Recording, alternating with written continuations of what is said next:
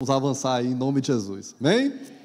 Então essa noite, meus amados, eu quero continuar, trazendo mesmo, fluir nesse espírito, que Deus tem nos trazido aqui a Porto Alegre, para falar mesmo, sobre a nossa bendita esperança, sobre o final dos tempos, mas, claro, sobre a nossa bendita esperança.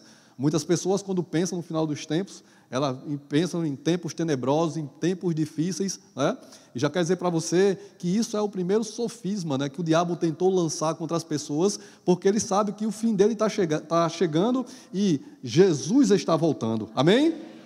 Lá em Atos 2, nós sabemos bem o que aconteceu lá, a descida do Espírito Santo, mas tão importante quanto a descida do Espírito Santo lá em Atos 2, é o que Pedro fala depois. O que é que Pedro fala? O que está acontecendo agora? Não é que esses homens estão embriagados a essa hora do dia.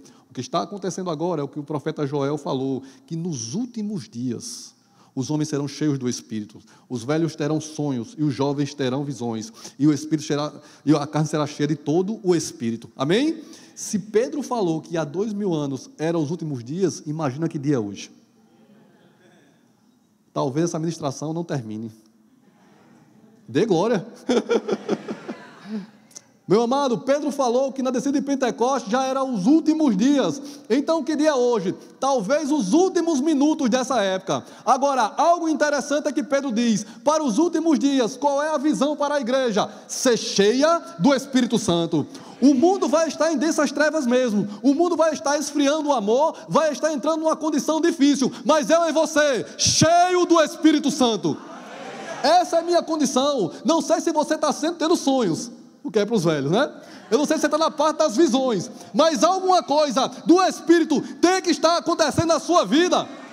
E se não estava acontecendo, a partir de hoje eu declaro, na sua vida vai acontecer, cheio do Espírito Santo, andando nos dons, os dons fluindo da sua vida. Porto Alegre, Zona Norte, vocês são um baluarte para essa cidade.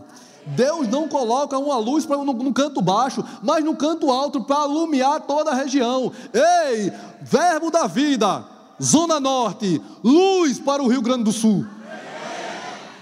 Esses são vocês, aleluia, glória a Deus. Então, falando um pouquinho sobre o final dos tempos, e eu, quando me converti no longínquo ano de 1996, não é porque eu sou velho, não é porque eu comecei cedo, na verdade, e eu ficava imaginando como seria aquele grande dia, Uma fila bem grande assim, eu, Xuxa, Michael Jackson, Teletubbies, O anjo com a espada de fogo aqui dizendo, tu sobe, tu desce, tu sobe, tu desce. E os pecados no telão aparecendo, eu disse, meu Deus do céu, como é que vai ser? Vai aparecer a pisada que eu dei no rabo do gato, Vai aparecer o beijo que eu dei na menina na hora da missa, meu Deus do céu. E eu ficava imaginando, como é que vai ser isso, Como é que vai ser? Será que vai ser assim mesmo, Feito Alta Compadecida, A pessoa gritando assim, e o tinhoso chamando você, e Jesus brigando. Então, essa ignorância, passou por muito tempo na minha vida. E muitas vezes eu preferi não estudar, Apocalipse, o fim dos tempos, porque eu ficava com medo do que ia acontecer. Mas, meu amado, quando alguém endereça uma carta a você, é porque alguém quer que você leia essa carta. E se Apocalipse está na sua Bíblia, se o fim dos tempos está na sua Bíblia, é porque o próprio Deus dos céus, em seu amor, Ele não queria deixar você na obscuridade. Pelo contrário, Ele queria que você vivesse na clareza. Amém? Então, se está lá, se está esse conhecimento sobre o que vai acontecer, é para que nós saibamos. Amém? Agora, para que nós comecemos a nossa noite, quero que você abra a sua Bíblia em Hebreus capítulo 6, a partir do verso 1, tá? Livro de Hebreus, capítulo 6, verso 1. Pastor Paulinho falou que o culto hoje é até 12h15 da noite. Estou liberado aqui, estou brincando. Estou brincando. Eu quero voltar aqui mais vezes, porque esse lugar é um lugar maravilhoso, amém? Então hoje eu vou respeitar aqui, hoje não, sempre, mas vou respeitar tudo com a excelência que esse lugar merece e que o Senhor, que é o dono da casa, merece. Hebreus capítulo 6, a partir do verso 1, quem achou, diga amém. Quem não achou, diga misericórdia. Tem uma misericórdia aí, eu vou esperar por ela rapidinho, tá? Então, Hebreus capítulo 6, verso 1, o escritor de Hebreus, nós não temos clareza especificamente quem escreveu o livro de Hebreus, mas o fato é que o escritor diz o seguinte, Por isso, pondo de parte os princípios elementares da doutrina de Cristo, deixemos-nos levar para o que é perfeito, não lançando de novo a base de arrependimento de obras mortas, fé em Deus, ensino dos batismos, imposição de mãos, ressurreição dos mortos e juízo eterno. Isso faremos se Deus permitir, ok? Então o escritor de Hebreus, ele começa a falar sobre rudimentos da doutrina de Cristo, fundamentos básicos da doutrina de Cristo. E ele diz, olha, nós precisamos avançar para o que é mais perfeito. Se for possível, a gente volta para os fundamentos. E quais são os fundamentos? Arrependimento das obras mortas, fé em Deus, imposição de mãos, batismos, ressurreição dos mortos e juízo eterno. Então, ressurreição dos mortos e juízo eterno, ele é o tema da disciplina que nós chamamos de escatologia, porque alguém pode dizer, essa coisa de escatologia é algo novo, é uma novidade que os teólogos inventaram de 1900 para cá, para poder debater essas coisas. Não, meu amado. A Bíblia fala que escatologia, ressurreição dos mortos e juízo eterno, é fundamento básico. Então, essas pessoas que entraram aqui hoje, né, que estão chegando na igreja, elas vão aprender sobre escatologia, sobre ressurreição dos mortos e juízo eterno, porque é fundamento de qualquer cristão. Se você está aqui, tem 6 meses, 6 anos ou 60 anos de crente, isso deve ser para você. Amém? Então, o primeiro sofisma quebrado é isso, dizer que esse tema é algo difícil, é algo para teólogo, é algo muito difícil. Não, isso é uma doutrina básica para qualquer cristão. Então, Hebreus capítulo 6, verso 1, fala sobre isso. E pelo tempo que nós temos essa noite, eu quero delimitar o tema sobre morte e vida após a morte. Não é? Eu não sou mãe de nada não, mas eu quero falar sobre o seu futuro essa noite. Amém? Então, a Bíblia fala sobre ressurreição dos mortos e juízo eterno. Mas pense comigo agora, qual é a condição básica para alguém ressuscitar? Exatamente. Pessoal inteligente, né? Primeira coisa necessária, né, para poder ressuscitar, além de crer em Cristo, é morrer, não é certo? Então, abre a tua Bíblia em Lucas capítulo 16, a partir do verso 19, e vamos discorrer um pouquinho sobre esse texto. Lucas capítulo 16, verso 19. Se você gosta de anotar, você pode anotar. Hoje é uma noite que você vai poder fazer suas anotações, e caso você precise de mais informação depois, você pode perguntar ao pastor Paulinho, que ele sabe tudo isso. Lucas 16, 19, diz assim, Lucas 16, 19. Ora, havia um certo homem rico, e se vestia de púrpura e linho finíssimo, e que todos os dias se regalava esplendidamente. Havia também um certo mendigo, chamado Lázaro, coberto de chagas, que jazia à porta daquele, e desejava alimentar-se das migalhas que caía da mesa do rico, e até os cães vinham lamber as úlceras. Aconteceu, morreu o mendigo, e ser levado pelos anjos para o seio de Abraão. Morreu o rico e foi sepultado. Versículo 23. No inferno, certo? Estando em tormentos, levantou os olhos e viu ao longe Abraão e Lázaro no seu seio. Pausa dramática aqui agora. Versículo 23. Morreu o pobre, morreu o rico, foram sepultados. De onde eles estavam, eles olharam e viram o pai Abraão. Pensa comigo, se o pai Abraão está no inferno, deu errado para a gente. Comamos e bebamos, como Paulo diz, e amanhã nós morreremos, porque se o pai da fé, ele está no inferno, deu errado para a gente. A grande questão, né, eu acho que algumas pessoas aqui já devem ter a tradução no versículo 23, outra palavra já, certo? Mas a grande questão é que quando o tradutor ele traz a tradução para a língua, né, portuguesa, ele procura trazer para o mais próximo possível do entendimento que ele acha que é correto. Mas a nossa Bíblia, onde tem a palavra inferno, muitas vezes tem 4 palavras diferentes que foram traduzidas como inferno. Hades, Sheol, Geena e Tártaro, certo? Geena é o inferno como a gente pensa, a segunda morte, é que está lá em Apocalipse, certo? O Tártaro é o lugar reservado para os anjos caídos. Hades e Sheol é o mesmo lugar, é a morada dos mortos. Nesse texto, e algumas pessoas vão ter aí, que no versículo 23, a palavra original é Hades. Então, o pobre e o rico e Abraão, eles não estavam, não é, no inferno, eles estavam no Hades, que é a morada dos mortos. Ok? Já tá melhor aí? Já dá para respirar um pouquinho, né? Abraão não está no inferno, então está tranquilo. Eles estavam onde? Na morada dos mortos. Ok? Continuando o texto, Diz assim, versículo 24. Então, clamando, disse: Pai Abraão, tem misericórdia de mim, e manda que Lázaro, que molhe em água a ponta dos dedos e refresque a língua, porque eu estou o quê? Atormentado nessa chama. Disse, porém, Abraão: lembra-te que recebeste os teus bens em vida, e Lázaro igualmente os males. Agora, porém, aqui ele está consolado, e tu em tormentos. Pausa aqui para que te possa entender. Olha a situação agora. Morreu o pobre e o rico, eles foram para lugares diferentes, dentro de um mesmo ambiente. Todos estavam mortos. Lázaro, o rico e Abraão. Mas no lugar que ele estava, o rico estava no lugar de tormento, o pobre Abraão estava em outro lugar. Primeiro conceito aqui, para que não tenha um entendimento errado. O rico estava no lugar que ele estava porque era rico, e o pobre estava no lugar que ele estava porque era pobre. Não, não, não, gente. Certo? Existe pobre humilde, existe rico humilde e pobre orgulhoso, como vice-versa também, certo? Eles não estão aqui pela condição financeira dele, foi o que aconteceu na situação, ok? Tranquilo? A bênção de Deus, ela está para nós, e a prosperidade é uma bênção de Deus sim, desde que nós usemos da forma correta, tranquilo? Então não é porque o rico é rico está no lugar ruim e o pobre que é pobre está no lugar bom, como eu disse, existe rico humilde e existe pobre orgulhoso. Mas o fato é que ele diz que estão em lugares distintos, certo? O rico está no lugar, o pobre está no lugar. E ele pede, o rico, que Lázaro molhe os seus dedos, né, na ponta da água e passe na boca dele, porque ele está num terrível tormento, certo? Versículo 26. E além de tudo, está posto um grande abismo entre vós, e vós, de sorte que os que querem passar daqui não podem passar, nem o daqui pode passar para lá. Então, replicou: Pai, eu te imploro que mandes a casa paterna, porque eu tenho 5 irmãos, para que lhe dê testemunho, a fim de não virem também para esse lugar de tormento.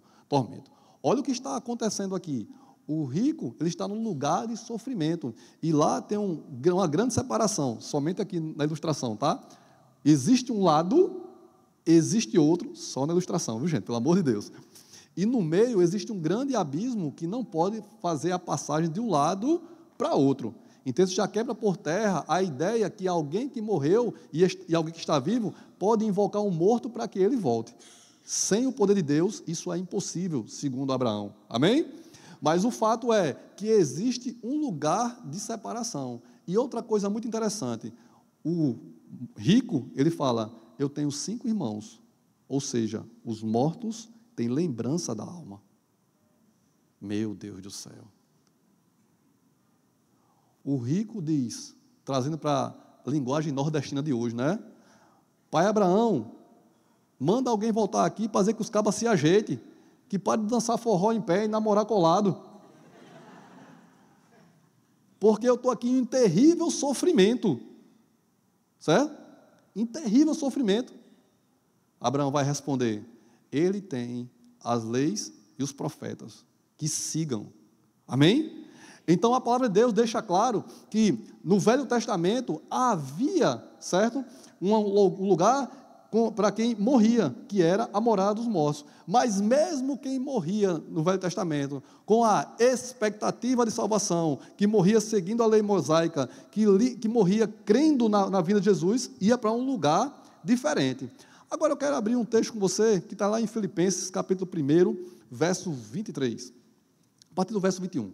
Filipenses, capítulo 1, a partir do verso 21.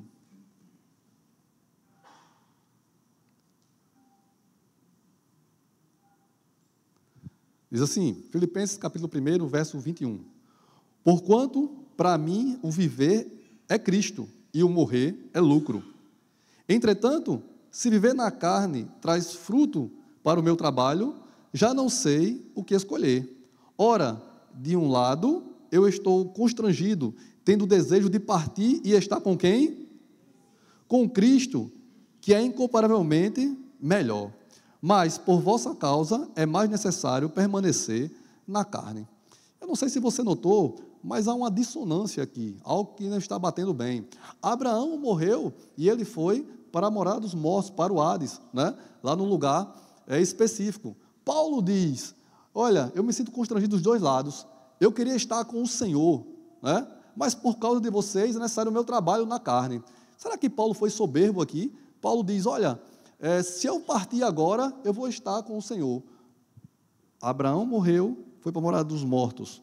Paulo fala, se eu morrer, eu vou estar com o Senhor. Alguma coisa aqui está diferente, né? Qual foi, meu amado, o grande evento que aconteceu entre a morte de Abraão e a morte de Paulo? Oh, meu amado, aleluia.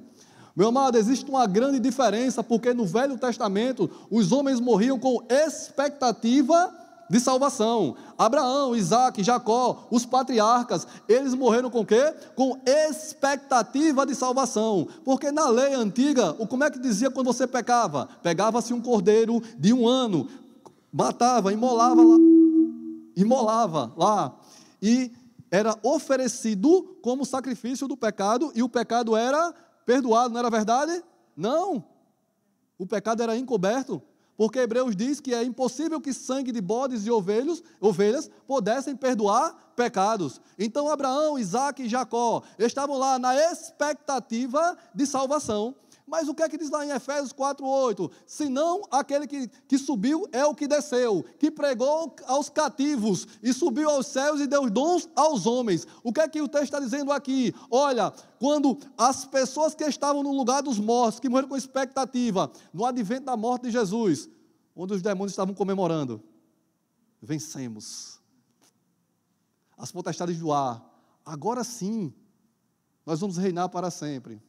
No terceiro dia, oh aleluia, no terceiro dia, as potestades do ar não puderam segurar, as potestades da terra não puderam segurar, a pedra não pôde segurar, os soldados não puderam segurar, a morte e o inferno não pôde segurar.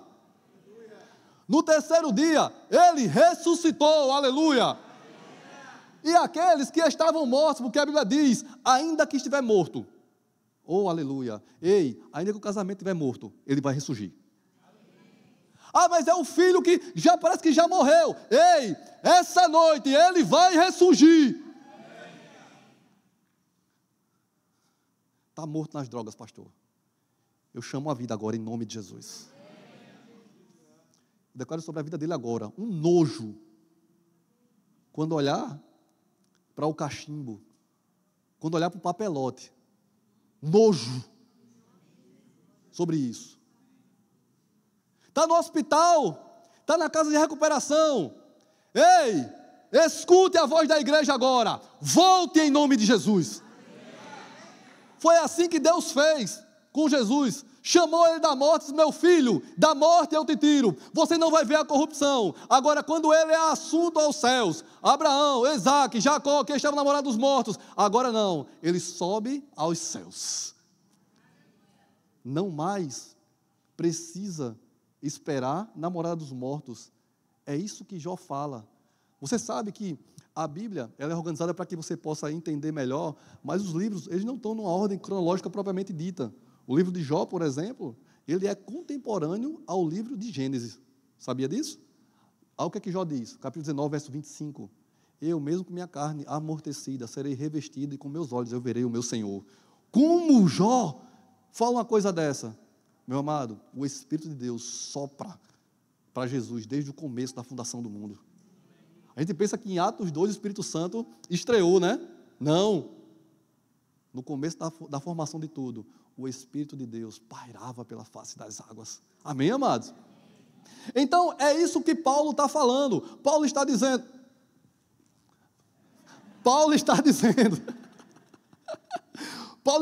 olha, no Velho Testamento as pessoas morriam, esperavam pelos Messias, mas agora não, o Messias já veio, e nele nós temos a salvação. É por isso que ele diz, a minha vida, viver é Cristo, morrer é lucro. Meu amado, o mundo vive temendo a morte. Passamos um período agora difícil em nossa humanidade. E o maior medo era as pessoas dizer, rapaz, nós temos tanto dinheiro, temos tantos recursos e não conseguimos respirar. As pessoas mais importantes da terra temem a morte. Você, se morrer, está lucrando. Olhe para o seu irmão e diga: milionário do Espírito. Oh, aleluia! Glória! Agora, só abrindo um adendo, né? Faço votos a você, que você prospere assim como é próximo sua alma, viu? Amém! Amém? Se chegar, meu irmão, não é o objetivo da vida não, viu? Ficar rico não. Mas também se chegar, recebe bênção. Não quiser, eu quero. É só até aqui, tentou, né? Então, meu amado, o fato é que no Velho Testamento as pessoas tinham essa expectativa de salvação, mas nós agora, se a trombeta tocar, certo? Nós vamos estar com o Senhor. E Paulo, ele faz uma demonstração sobre isso, que nós não devemos ser ignorantes sobre esse tema. Quero que você abra a sua Bíblia em 1 Tessalonicenses, capítulo 4, a partir do verso 13. Livro de Tessalonicenses, capítulo 4, verso 13. Pessoal aí da mídia, pare de passar os minutos em dois, viu? Que não é basquete não, viu? Está passando ligeiro demais. 1 Tessalonicenses, capítulo 4, verso 13. Diz assim: não queremos, pois, irmãos, que sejais ignorantes com a respeito dos que dormem, para não os entristecerdes como os demais que não têm esperança. Pois se cremos que Jesus morreu e ressuscitou, assim também Deus, mediante Jesus, trará à sua companhia os que dormem. Ora, ainda vos declaramos por palavra do Senhor, isto é, nós, os vivos, que ficarmos, até a vinda do Senhor, de modo algum precederemos o que dormem. Amém? O que é que Paulo está explicando aqui? A minha família, ela era de uma cidade pequena, né, uma cidade chamada Buqueirão, que ela é próxima de Campina Grande, né? E eu, quando criança, eu presenciei o enterro, né, o funeral da minha avó, né? E lá no interior, antigamente, começava primeiro um carro de som, o dia todinho chamando o pessoal, né? Chamamos toda a cidade de Buqueirão para o sufrágio da alma de virtuosa Maria, né? Então passava um carro de som anunciando, né, aquilo ali. E aí o carro de som passava aí no final da tarde, né? Eu lembro como hoje, né? O caixão sendo velado pela cidade, né? E aí no momento de o caixão realmente ir lá para a cova, minhas tias desesperadas, uma se rasgando, uma dizendo, eu quero ir também, queria nada, segurando aqui, né? Eu quero ir também, não sei o quê, aquele desespero, né? E eu ficava pensando, meu Deus, será que vai ser assim mesmo? Será que a morte é isso mesmo? Quando chega aquele dia, acaba e nunca mais a gente vai se ver, nunca mais, né, a gente vai ter uma perspectiva. Olha o que Paulo estava dizendo aqui. Amados, quanto aos que dormem, eu não quero que você se entristeça, eu não quero que você seja ignorante. Meu amado, talvez alguém aqui, nesse período que nós tivemos agora, perdeu um ente querido e a saudade natural fica, né? Eu também perdi a minha mãe, não agora na pandemia, mas um pouco antes, né? Eu perdi minha mãe com 59 anos de idade, muito jovem, né? E a saudade fica, logicamente, né? Mas sabe uma coisa? No dia do funeral da minha mãe, o meu supervisor geral lá na Paraíba, o supervisor Giacomo Travassos, eu estava próximo do caixão, ele tocou no meu ombro, aí disse, Aloysio, eu estou aqui para você precisar, qualquer ajuda, qualquer força, a gente está aqui, tá? E eu me surpreendi com o que eu fiz. Eu virei para ele e disse, pastor, muito obrigado, mas eu sei o que a escatologia faz. E voltei. E eu me surpreendi com isso mesmo. Por quê? Porque, meu amado, do seu bom tesouro vai sair as pérolas que você necessita para o dia mau. Amém, amado? Um culto como esse que você está aqui, não pense apenas que é mais um culto, é mais um domingo, mais um cumprimento de escala. Não, é adição da palavra de Deus, para que quando o dia mau vier, você dizer, ei, pode ficar para lá, dia mau, porque eu já tenho solução contra você. Se for, não, mas é falta. O Senhor, em sua riqueza, suprirá todas as minhas necessidades. Não, pastor, é porque tem alguém que não me valoriza na minha família. O Senhor faz aquele que é órfão se sentir em família. Por acaso pode uma mãe esquecer do filho que amamenta? Todavia, o Senhor não esquece de você. Meu amado, a palavra de Deus, ela vai dando para você ferramentas para que quando algum dia ou alguma situação se levante, você já esteja preparado. E é isso que Paulo está dizendo aqui, olha, quanto aos que dormem, eu não quero que você tenha medo ou tenha insegurança, porque ao ressoar da trombeta, os que estão em Cristo ressuscitarão primeiro, e nós que estaremos vivos, encontraremos com Ele nos ares. Então, meu amado, se a trombeta tocar agora, e se o chão começar a se mexer aqui, se tremer, de repente sair uma cabeça do chão, não tenha medo não é The Walking Dead não, viu? Se a trombeta tocar, Paulo disse, olha, se a trombeta tocar, os corpos, aqueles que morreram em Cristo, ressuscitarão primeiro, e nós encontraremos com o Senhor nos ares. Então, meu amado, deixa o teu coração feliz e alegre, porque se tem alguém que talvez você pensou, rapaz, nunca mais eu vou ver, está distante, ei, não, é só não ter logo. E quero dizer uma coisa para você, viu? A condição dele está melhor do que a sua, que não está pagando gasolina na cara. Se a trombeta tocar, meu amado, fica boleto, fica conta, fica financiamento, fica aí, Satanás, paga aí. Porque eu vou encontrar com o meu Senhor, aleluia! Oh, glória! Continuar reinando, meu amado. Continuar reinando, pastor? Sim, porque você é rei aqui, meu filho. Um dia, eu estava na Universidade Federal, olhando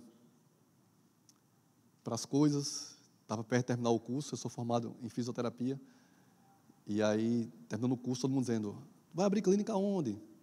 Tu vai fazer o quê? Tal. Eu liso quebrado. PPP, pobre, pequeno e preto. Aí eu disse, meu Deus do céu, né?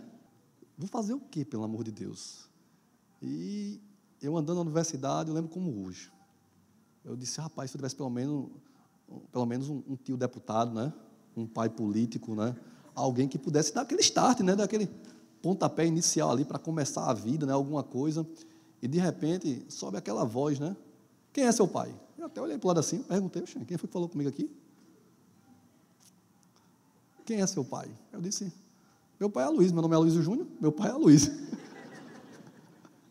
Meu Deus do céu. Como às vezes a gente é insensível, né? A segunda vez, quem é seu pai? Eu disse, Aloysio, meu nome é Aloysio Júnior. Terceira vez, quem é seu pai? Meu pai é o Deus dos céus, que criou os céus e a terra. Aleluia. Que tudo está em suas mãos, que Ele é poderoso para fazer. Aleluia. Esse é o meu pai. Aleluia. Ei, meu amado, eu sei que muitas vezes o diabo quis que você vivesse pelo aquilo que você vê no espelho de manhã. Parece que falta tudo. Meu amado, sem Deus realmente somos. Sem Paulo, como Paulo falou, sem Cristo, meu Deus do céu. Resto mortal de incêndio, pequeno boneco de macumba, voodoo, tudo que não presta, vermezinho de Jacó, tudo isso a gente é. Pecador, miserável, cego e nu, sem Deus. Agora em Deus, meu amado, aleluia. Você é aquele que foi enxertado na videira verdadeira. Você em Deus, aleluia, é aquele que dos céus, Deus se inclina para escutar a sua oração. Em Deus, você é aquilo que a palavra diz que você é. Você pode todas as coisas. As pessoas pensam que o Evangelho é um compêndio de não pode. Você não pode isso, não pode aquilo, não pode aquilo. Não. O Evangelho é uma coleção de você pode, você consegue, você vai. Nele você vai fazer, você vai chegar. Nele você consegue. Confia nele que vai abrir. Ei, era um mar que estava fechado na minha frente. Então o mar vai se abrir, meu amigo. Só para os profetas agora. Era um machado que afundou. Só quem sabe escute, né? É um machado que afundou. Como é que o machado flutua nas águas? Flutua, meu amado. É uma batalha gigante. Só se o sol parar. Eu sei, amado Jeová, cientista da terra, que o sol não para, amém? O que para são o sistema solar. Mas a referência que o profeta teve é o seguinte: ora para o sol parar. O sol parou. Eu não sei o que está precisando na sua vida. É o sol parar? Ele para, meu amado. É o machado que afundou nas águas? Ele flutua. Talvez seja o gigante novamente, né? Mas lembra, aquele que foi fiel com o urso e com o leão, o gigante já é fichinha, meu amado. Porque não é no teu braço, é no braço dele. A sua vida, meu amado, já não é mais sua, a sua vida é dele. É por isso que você não tem medo de morrer de mais nada. Você é um exército, meu amado, que anda sem medo da morte. O mundo aí, quando vê a morte, se treme. Você é feito os espartanos, nós somos preparados para isso. Os espartanos na Grécia Antiga, quando iam para a batalha, eles se alegravam, porque eles foram preparados para isso. Você foi preparado mesmo, meu amado, para se encontrar com o Senhor. Então, como eu disse, se de repente aqui a trombeta tocar, se o chão começar a tremer, você vai dar glória a Deus e aleluia, porque chegou a sua hora. O mundo vai se assustar, mas você diz, meu Deus do céu, eu vou continuar reinando agora num lugar ainda melhor. Amém, amados? Então, o que Paulo está dizendo aqui é justamente isso, é que aqueles que morreram em Cristo, ele tem a perspectiva agora de se encontrar com o Senhor, e eu e você também. Quando a trombeta tocar, meu amado, nós vamos estar com o Senhor nos ares. Amém? Agora, nós vamos passar sim, né, por um julgamento. Ah, pastor, estava maravilhoso, né? Estava tudo maravilhoso até agora. Deus vai fazer, Deus vai abrir, o machado vai flutuar, o sol vai parar, mas agora o Senhor disse que eu vou passar pelo julgamento. 2 Coríntios capítulo 5, verso 10. Aleluia. Se preocupe não, meu amado, com Deus, ainda que estiver morto, viverá. 2 Coríntios capítulo 5, verso 10.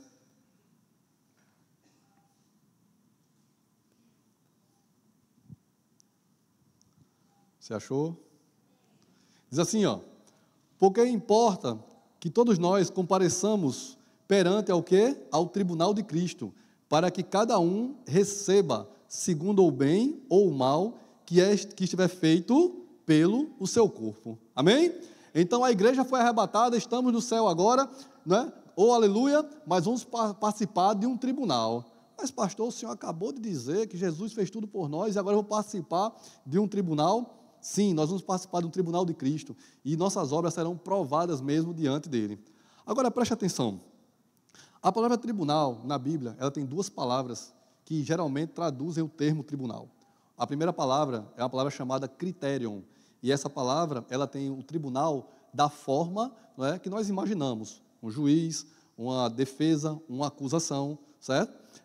Esse tipo de tribunal, ele é traduzido pela palavra criterion. A outra palavra que também traduz tribunal é a palavra bema, certo?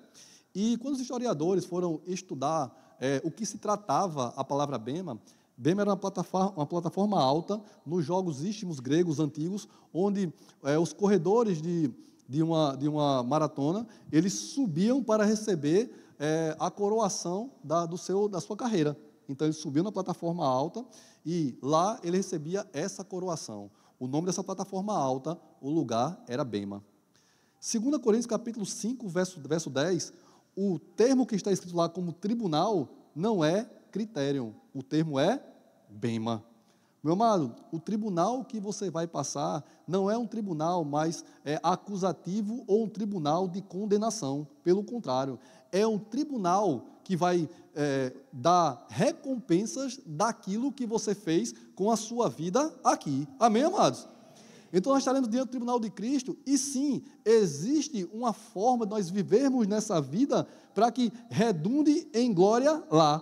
Porque Paulo diz que se é que é só para essa vida que nós temos esperança, nós somos os mais miseráveis dos homens.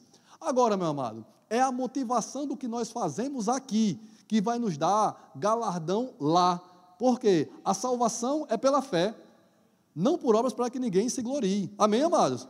Não importa, meu amado, as pessoas ficam chateadas quando nós dizemos, rapaz, nós não somos mais pecadores. As pessoas dizem, como é que você não diz que não é pecador, você peca? Meu amado, nós não somos pecadores, não é pelaquilo que nós não fazemos, é pelaquilo que Ele fez. Amém?